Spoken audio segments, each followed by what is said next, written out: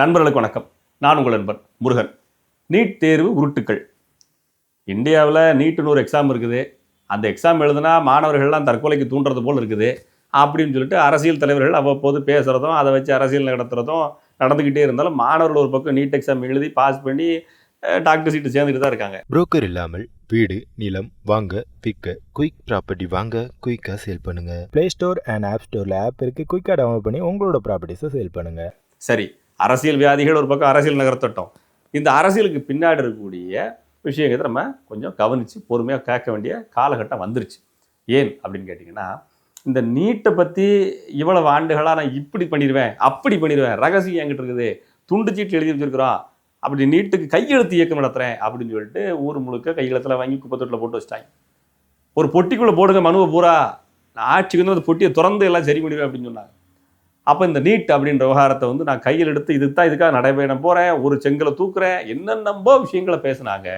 NEET அப்படின்ற பிரச்சனையை தீர்த்துருவே முடியும். இன்றைக்கு சட்டமன்றத்தில் பேசியாச்சு. நீட்டுங்கிறது நாங்கள் ஒழிக்க முடியாது, மாநில அரசு கையில் இல்லை, எங்களுடைய கூட்டணி ஆட்சி மத்தியில் ஆட்சி அமைத்திருந்தால் நாங்கள் அழுத்தம் கொடுத்து அதை நிறைவேற்றியிருப்போம் அப்படின்னு சொல்கிறாங்க.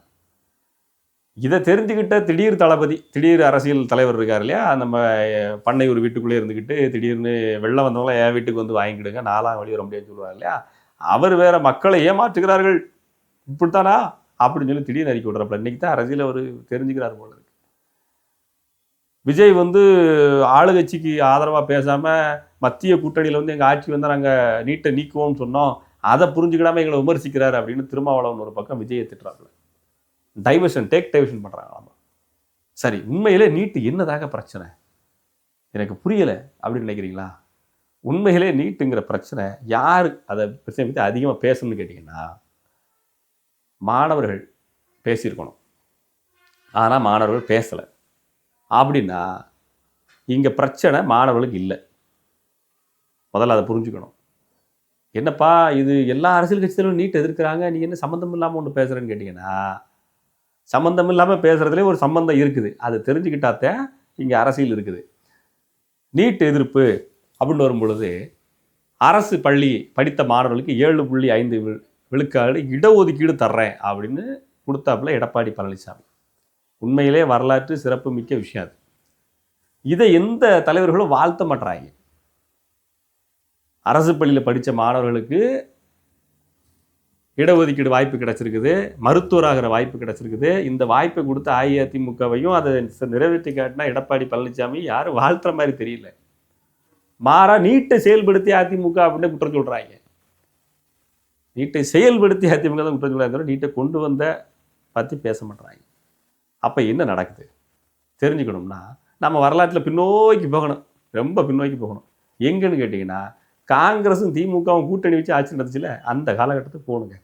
அந்த காலகட்டத்தில் என்ன பண்ணுறாங்கன்னா, கல்வியை மாநில பட்டியலிருந்து பொதுப்பட்டியல் எடுக்கிறாங்க. அப்படி எடுக்கும் பொழுது சீர்திருத்த நடவடிக்கைகள் நிறைய கல்வியில் பண்ணுறாங்க.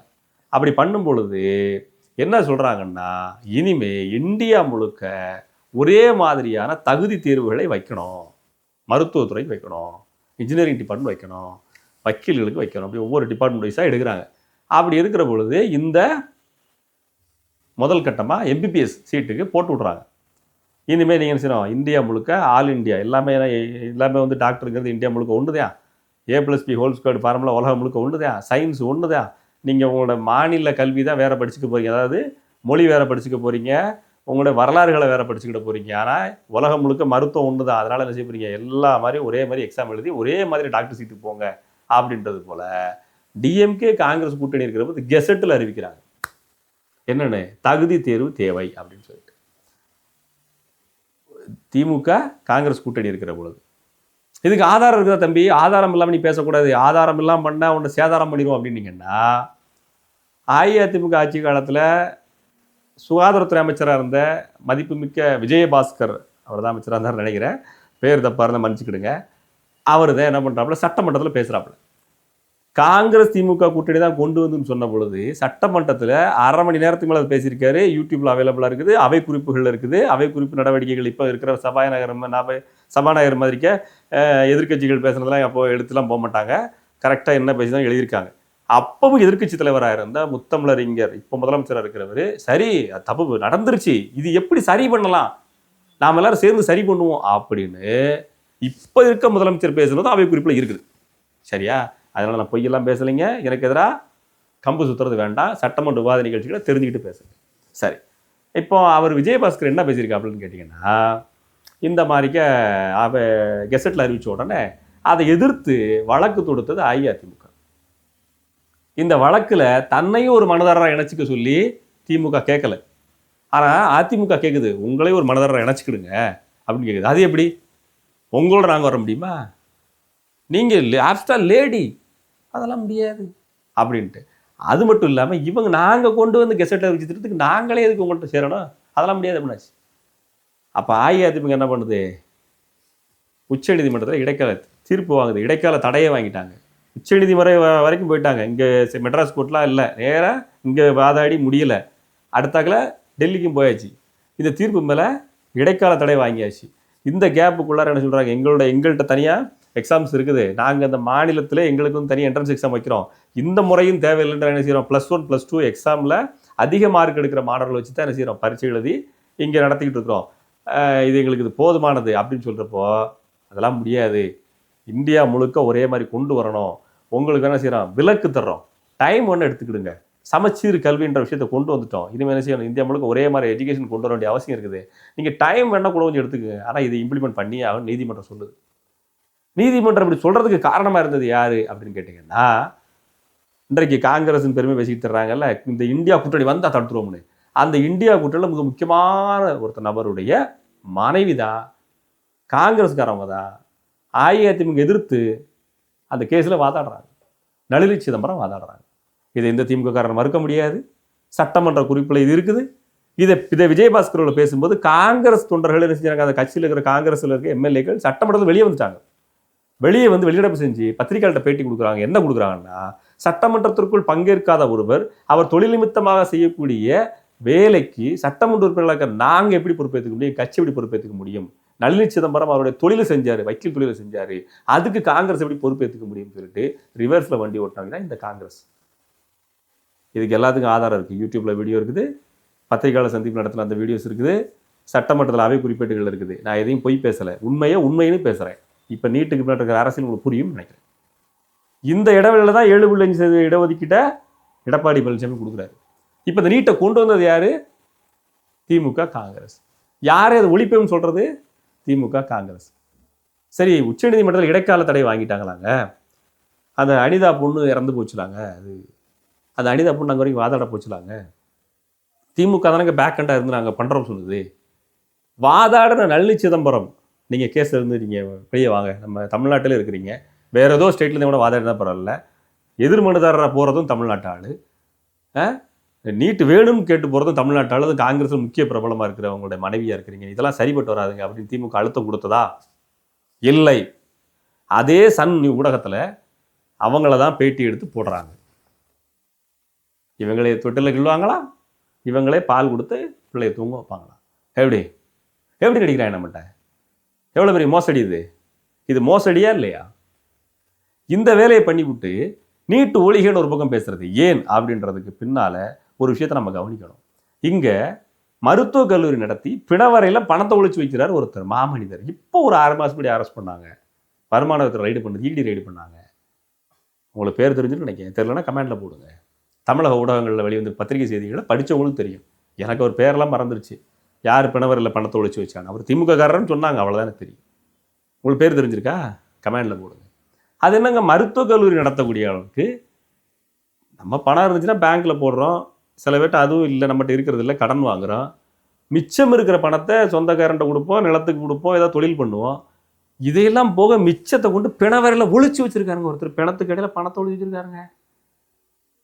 திமுக காரருங்க. மெடிக்கல் காலேஜ் 4-5 இருக்குதுங்க, ஆர்ட்ஸு, சயின்ஸு, பெட்ரோல் பங்க்கு எத்தனை இருக்குது. அப்போ நீட்டு வந்துட்டா இந்த மார்க் அடிப்படையில் நாங்கள் சீட்டு இலவசமாக கொடுத்தாங்கன்னு 7.5% இடஒதுக்கீட்டில் அரசு பள்ளியில் படித்தவனு கொடுத்தாங்கணும்ல, ஓசியில் சீட்டை கொடுத்தாங்கல்ல, பொன்முடி சொன்னது போல் ஓசியில் அப்படி கொடுத்தாங்கணும்ல, அந்த ஸ்டொமக் ஃபயர். அப்போ மெடிக்கல் காலேஜ் பிரபலங்கள்லாம் தூண்டி விட்டு கல்வி வியாபாரிகள் அதாவது கல்வி வள்ளல்கள் சொல்கிறோம் இல்லையா தமிழ்நாட்டில், கல்வி வள்ளல்களை தூண்டி விட்டு பேச வைக்கிறது, கல்வி வள்ளல்கள் பணம் கொடுத்து அரசியல்வாதிகளை கணக்க வைக்கிறது. நீட்டுக்கு எதிராக பேசு. நான் இப்பவும் சொல்கிறேன், நீட்டு தேர்வில் இருக்கிற குளறுபடிகளை நீக்கு, நீட்டு தேர்வில் இருக்கிற சட்ட சிக்கல்களை போக்குங்க. நம்ம ராக்கெட் சயின்ஸ் எக்ஸாம் எழுதுறது போகிறது போல் எல்லாத்தையும் காதுகளில் டார்ச் அடித்து கண்ணுகளில் டார்ச் அடித்து எல்லா எக்ஸாம்ஸுக்கும் எப்படி செக் பண்ணுறீங்களோ அந்த மாதிரி பீரியாடிக் செக் பண்ணுங்கள். நீட்டு மட்டும்தான் எக்ஸாம் செக் பண்ணுறது போல் மீடியாக்கள் ஹைப் பண்ணுது. காரணம் என்ன? ஏன் இப்போ பிஏபிஎல் எக்ஸாம் எழுதுறதுக்கு செக் பண்ணலையா? பார் கவுன்சில் எக்ஸாம் செக் பண்ணலையா? செக் பண்ணுறாங்க, நான் கண் கூட பார்த்துருக்குறேன். ஏன் நீங்கள் வேறு எந்த எக்ஸாம் எழுத போன பாலிடெக்னிக் எக்ஸாம் செக் பண்ணுறது இல்லையா? ஐடி எக்ஸாம் செக் பண்ணுறது இல்லையா? 10ஆம் கிளாஸ் எக்ஸாம் செக் சும்மா விட்றீங்களா? எல்லா எக்ஸாம் செக் பண்ணி அனுப்புறீங்க. அதில் நீட் எக்ஸாம் மட்டும் மீடியாவில் எப்படி ஃபோக்கஸ் ஆகுது அதிகமாக? மெடிக்கல் காலேஜுக்காரன் நடத்துகிற துட்டு, இந்த துட்டு இங்கே விதைக்கப்படுது. இதை பேசுறதுக்கு தமிழ்நாட்டில் ஒரு அரசியல் கட்சி தயாரா இல்லைங்க, இன்க்ளூடிங் நாம் தமிழர் கட்சி. இந்த இடத்துல இந்த கருத்தை சொல்றதுக்காக சில பேர் திட்டிட்டு போங்க. உண்மைன்னு பேசுகிறேன். மெடிக்கல் காலேஜில் நடக்கக்கூடிய வியாபாரத்திற்கு நாம் ஏன் தொடங்குவோம்?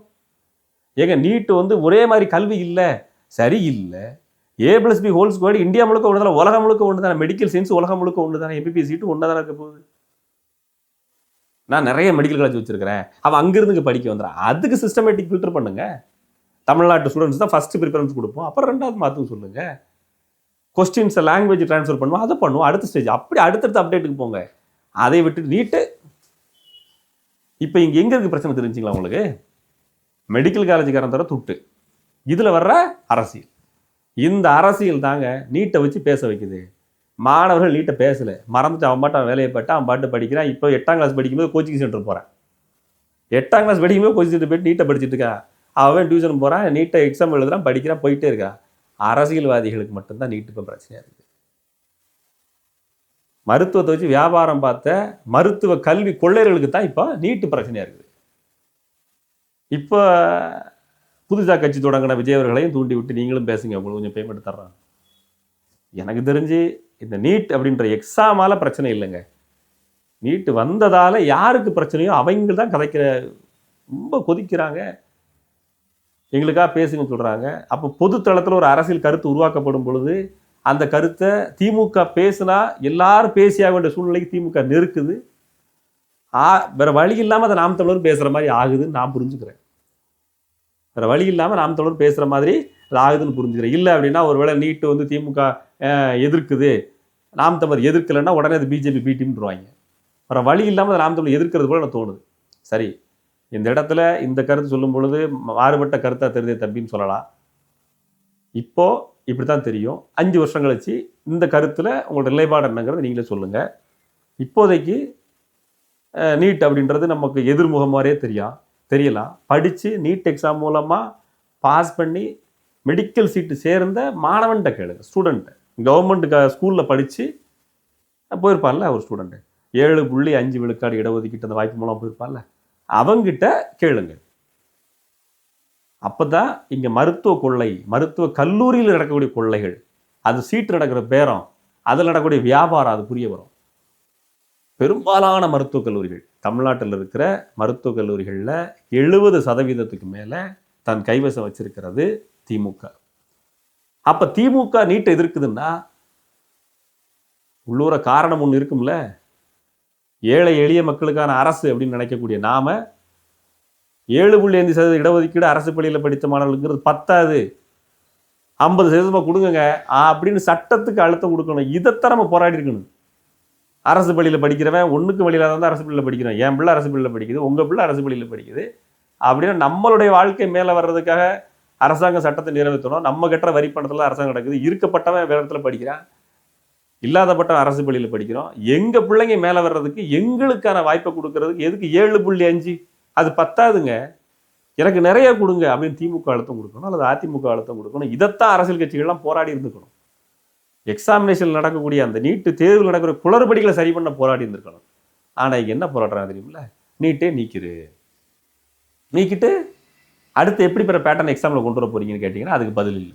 இதுக்கு முன்னாடி எப்படி நடந்தது, நடந்ததால் பிணவரையில் பணத்தை ஒழிச்சு வச்சுருந்தாரு. பணம் எங்கிருந்து வந்துச்சுது? இத்தனை மெடிக்கல் காலேஜ் எங்கிருந்து வந்தது? உங்களுக்கு எந்த சிஸ்டம் வழியாக வந்துச்சுது? எங்கிருந்து பணம் சேர்ந்தது? இதுக்கான பதில் கிடைச்சதா? அதுக்கான பதிலை நீட்டை நீக்கிருன்னு சொல்கிற அரசியல் தலைவர்கள் யாராவது பேச தயாராகாங்களா? இல்லை. அப்படின்னா கணக்கு போட்டுக்குங்க. இந்த நீட் விவகாரத்தில் பெரும்பாலும் மனக்காயப்பட்டு ரணப்பட்டு இருக்கிறவங்க யாருன்னா, மெடிக்கல் காலேஜை வச்சு பணம் சம்பாரிச்சுக்கிட்டு இருந்தவங்களுக்கு வருஷம் 100 கோடி 200 கோடி சேர்ந்துக்கிட்டு இருந்தப்போ இப்போ ஒரு பாதி கம்மியாகுது இல்லை, அந்த ஸ்டொமக் ஃபயர். மற்றபடி வேற எதுவும் இல்லை.